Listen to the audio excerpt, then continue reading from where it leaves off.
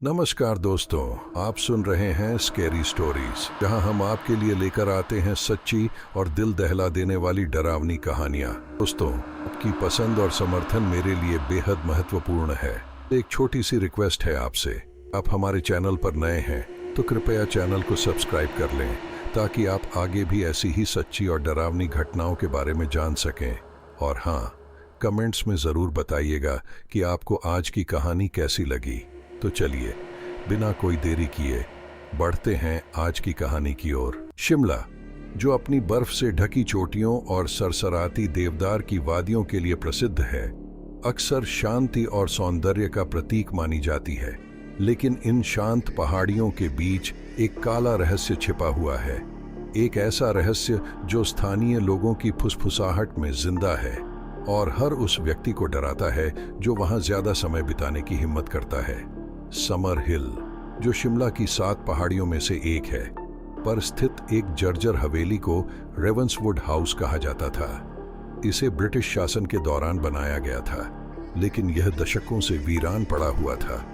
लोग कहते थे कि यह जगह शापित है, लेकिन कोई निश्चित रूप से नहीं जानता था कि इसे कौन सा डरावना साया घेरता है। कुछ लोग आत्माओं की बातें करते तो कुछ कहते कि जो भी उस हवेली के करीब गया वह कभी वापस नहीं आया।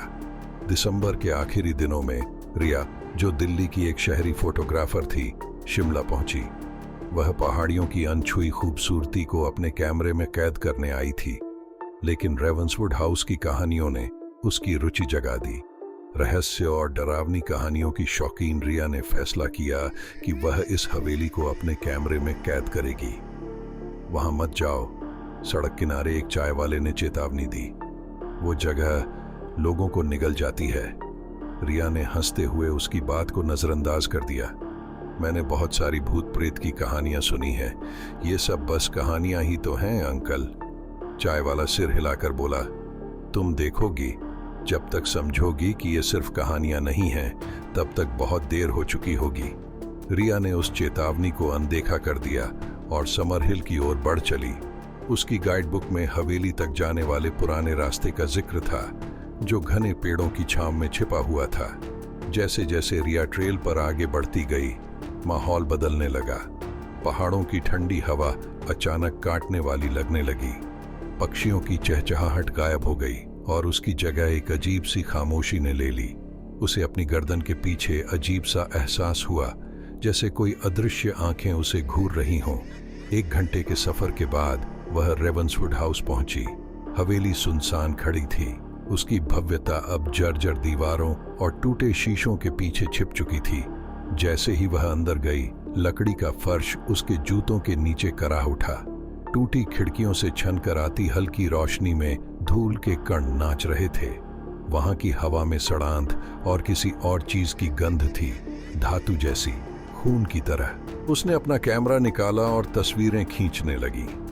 उसे लगा जैसे उसकी नजर के कोने से परछाइयां हिल रही हैं, लेकिन जब भी वह पलटकर देखती, उसे खाली गलियारे के सिवा कुछ नहीं मिलता।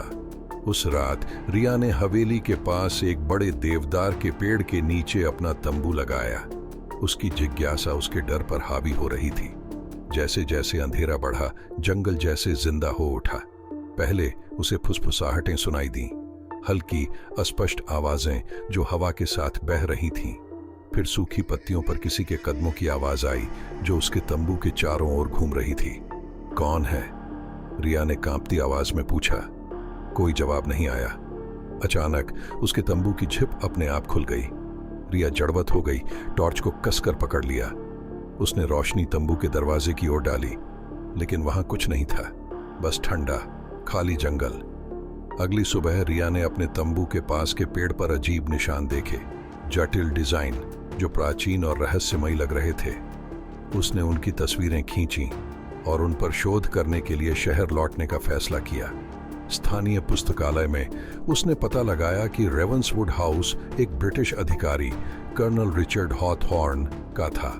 वह अपनी क्रूरता के लिए जाना जाता था और हवेली के तहखाने में अजीब अनुष्ठान करता था।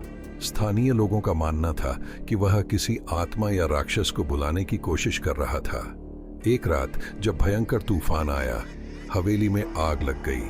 हॉथॉर्न और उसका परिवार मारे गए, लेकिन उनके शव कभी नहीं मिले। पुस्तकालय की एक बुजुर्ग महिला ने फुसफुसाते हुए कहा, लोग कहते हैं कि अनुष्ठान सफल हो गया था। कुछ आया और उसने हवेली को अपना ठिकाना बना लिया। सच्चाई जानने के लिए उत्सुक रिया वापस रेवेंसवुड हाउस गई। इस बार उसने तहखाने की ओर रुख किया। हर कदम के साथ हवा भारी होती गई और एक सड़ी गली गंध उसकी नाक में भर गई। तहखाने की दीवारें उन्हीं निशानों से ढकी थीं जो उसने पेड़ पर देखे थे।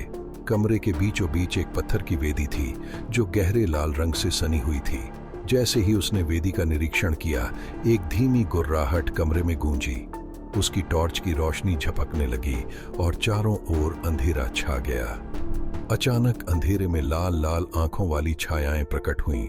गुर्राहट तेज होती गई और वे धीरे धीरे उसकी ओर बढ़ने लगीं। रिया ने चीखते हुए दौड़ लगाई और किसी तरह हवेली से बाहर निकलकर अपनी होटल तक पहुंची। रिया अगले ही दिन दिल्ली लौट आई, लेकिन वह अब पहले जैसी नहीं रही। रात को उसे फुसफुसाहटें सुनाई देती और शिमला की उसकी खींची हुई तस्वीरें अब धुंधली और डरावनी लगने लगीं। एक रात उसने अपने कमरे के कोने में एक काली परछाई देखी। वह धीरे धीरे उसकी ओर बढ़ी। उसकी आंखें लाल अंगारों की तरह चमक रही थीं। रिया ने आखिरी बार उसका हाथ अपनी ओर बढ़ते देखा और फिर सब कुछ अंधेरा हो गया। कुछ महीनों बाद ट्रैकिंग करने वाले एक समूह को रेवेंसवुड हाउस के पास रिया का कैमरा मिला।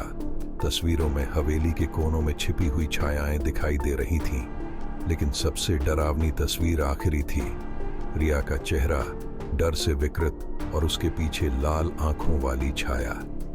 रेवेंसवुड हाउस अब भी खड़ा है, अपने अगले मेहमान का इंतजार कर रहा है।